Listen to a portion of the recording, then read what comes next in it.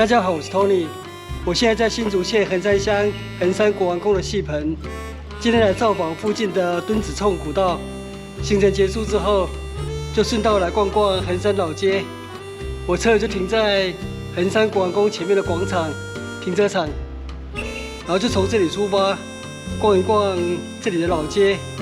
这里的老街有著名的八卦巷，还有横山福德祠的后方有一棵300岁的老樟树。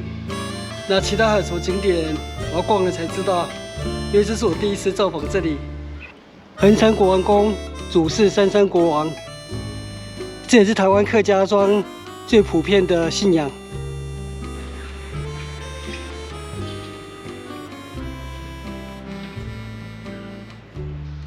旁殿这里有侍奉粤东包中一名神位。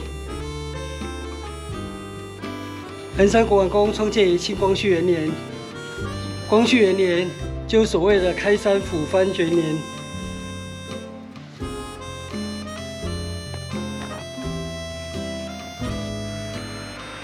我们现在走往福德祠，福德祠就在横山国小校门口那里。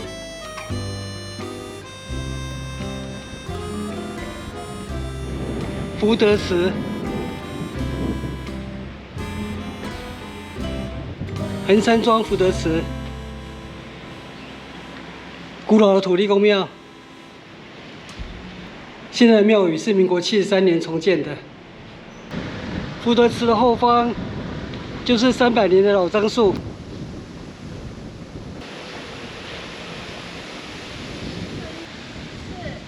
哇，这2个人也抱不起来，非常壮观。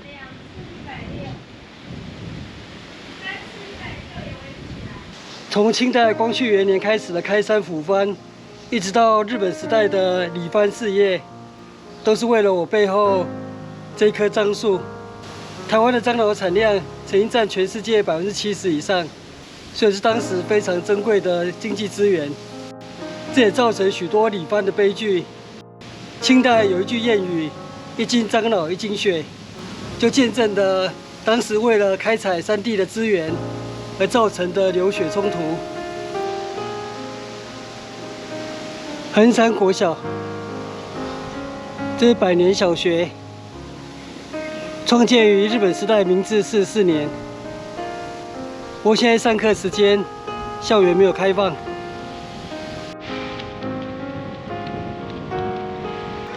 老婆去找吃的了，我继续逛横山老街。我回到国王宫了。国王宫的后面就是所谓的八卦巷。100年前的横山庄役所、警察官立派出所就在这附近巷子里面。从这边的巷子进来看看，所谓的八卦巷就是巷子设计成弯弯曲曲，这样可以对外作为防御。这也是因为横山接近山区，早期为了防御原住民，所以聚落采取这样的设计。哦，这里还有三乐院古厝。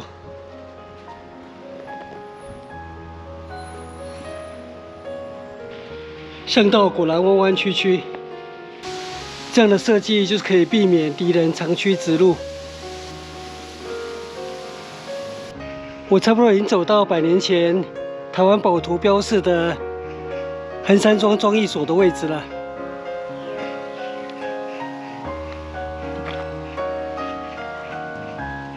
只是不知道原址是哪一栋。我从这条巷子进来逛逛。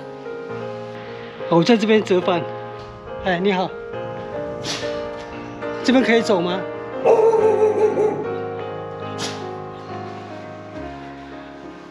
我刚刚从这边来的，现在走这条巷子出去，这就是所谓的八卦巷。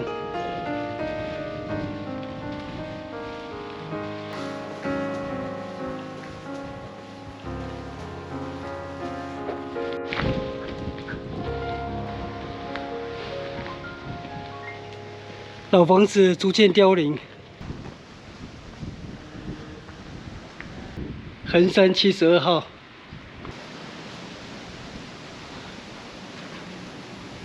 从这边绕回国王宫。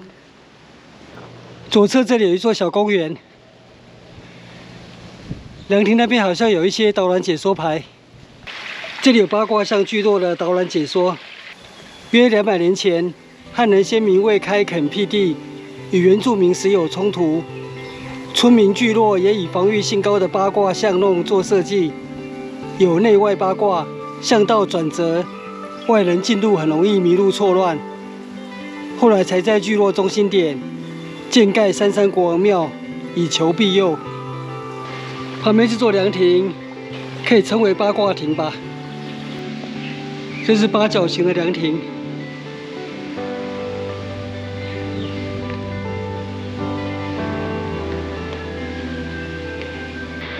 老婆回来了，我们现在走回福德亭，就在老樟树那边凉亭乘凉休息。福德亭，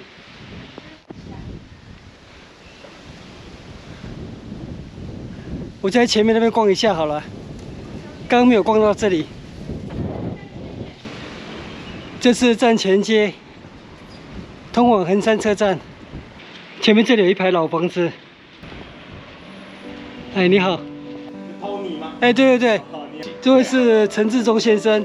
我听说那个墩子冲古道是陈理事长对，跟我们一起整理一起整理的事。对，一起花了3年的时间把墩子冲古道整理完。对，主要是在地社区的耆老带我们走这条路啦，才知道以前的路在哪里。然后技术是那个千里步道协会协助我们。哦，千里步道协会协助的。路线定线也都是千里步道协助我们，就是把这个环状路线完成这样。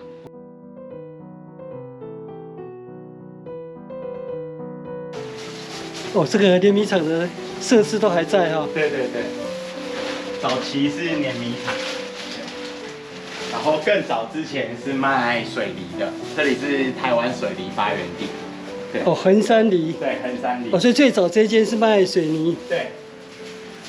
哦，这边有疾风碾米厂。对对对，啊那边有老照片，那个招牌上面有写水梨这样。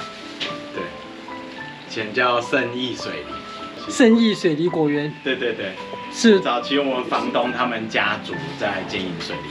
哦，那很久以前哦。对对对，就以前是做茶叶贸易，然后广州的茶农给那个我们的先祖第一颗水梨的盆栽，对，然后先祖把水梨种下来之后，就是台湾就开始有水梨这样子，对。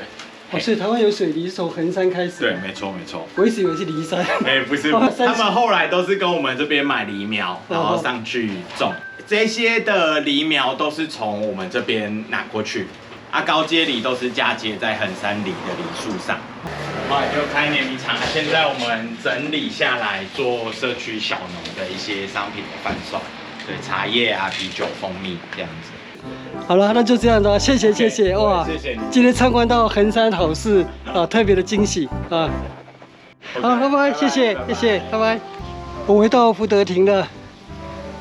刚刚陈先生说，日本时代的警察派出所是在72号那条巷子，所以我过去看一下。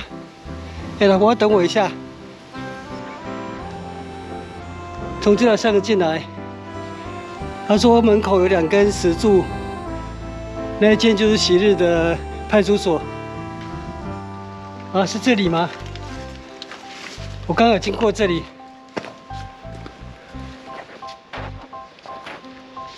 横山77号。这是日本时代的横山庄派出所，现在应该是私人民宅。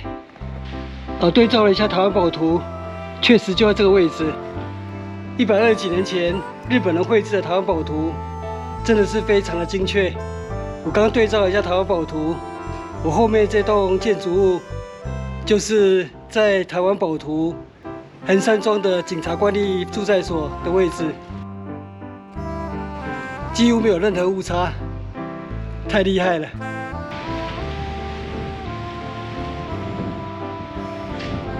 我们回到横山国王宫了。那我们今天下午的横山老街小旅行就到这边结束，谢谢收看，我们下次见，拜拜。